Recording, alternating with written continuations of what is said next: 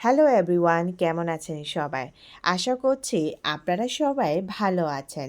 আজকে আমি একটি রান্না ভিডিও নিয়ে আপনাদের মাঝে হাজির হয়েছি। ছোট মাছ আর কাঁচা আম দেখে আপনারা নিশ্চয় আন্দাজ করে ফেলেছেন যে আমি কাঁচা আম দিয়ে ঝিরি মাছ রান্না করব। প্রথমে আমি আমটাকে খোসা ছাড়িয়ে পাতলা করে কেটে নিচ্ছি। পাহাড়ি স্টাইলে আম দিয়ে মাছ রান্না করলে খেতে কিন্তু খুব সুস্বাদু হয়। সেটা যদি হয় ঝিরির মাছ, তাহলে তো কোনো কথাই থাকে না। এখানে কিন্তু ছোট মাছের সাথে শামুক, কাঁকড়া, চিংড়ি মাছ সব মিক্স। এখানে আমি পাহাড়ি শুকনা মরিচ, রসুন, আদা বেটে নিয়েছি, সাথে আছে পেঁয়াজ। এখানে আমি একটা হাঁড়িতে মাছ দিয়ে দিয়েছি, এরপর আম দিয়ে দিলাম। এরপরে দিয়ে দিচ্ছি পেঁয়াজ, আদা, রসুন আর মরিচ।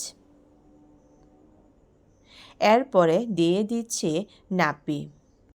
তরকারিতে স্বাদটা আরও বাড়ানোর জন্য আমি নাপি দিয়ে দিয়েছি। এখানে নাপি দিলেও চলে, আবার না দিলেও চলে। এখানে আমি পরিমাণ মতো লবণ দিয়ে দিয়েছি। এরপর দিয়ে দিয়েছি হলুদ গুঁড়া। এরপর সামান্য পরিমাণ তেল দিয়ে খুব ভালো করে মিক্স করে নিব।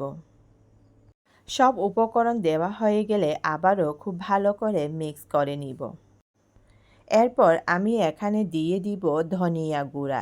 যেহেতু বাড়িতে কাঁচা ধনেপাতা আর বহ পাতা ছিল না, এই জন্য আমি এর পরিবর্তে ধনিয়া গুঁড়া দিয়ে দিয়েছি। এরপরে দিয়ে দিচ্ছি পরিমাণ মতো পানি। এখানে আমি পানি একটু বেশি দিয়েছি, কারণ এই ধরনের তরকারিতে ঝোল খেতে কিন্তু খুব ভালো লাগে।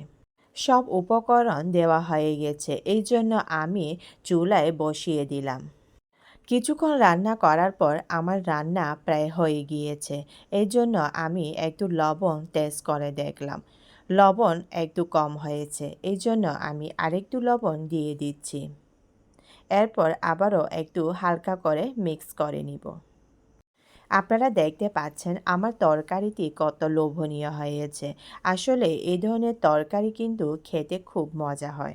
এই বছরে নতুন আম দিয়ে ঝিরি মাছ প্রথমবার রান্না করলাম। যারা একবারও খাননি, আপনারা অবশ্যই একবার হলেও ট্রাই করবেন। রাতের জন্য সব তরকারি আমার রান্না হয়ে গিয়েছে, এই জন্য আমি খেতে বসেছি। প্রথমে আমি ট্রাই করে দেখি আমার খাবারটা কেমন হয়েছে। আমার রিঅ্যাকশন দেখে আপনারা নিশ্চয় বুঝতে পেরেছেন যে আমার তরকারিটি কেমন হয়েছে। সবাইকে নমস্কার জানিয়ে আজকের মতো বিদায় নিচ্ছি। ধন্যবাদ সবাইকে।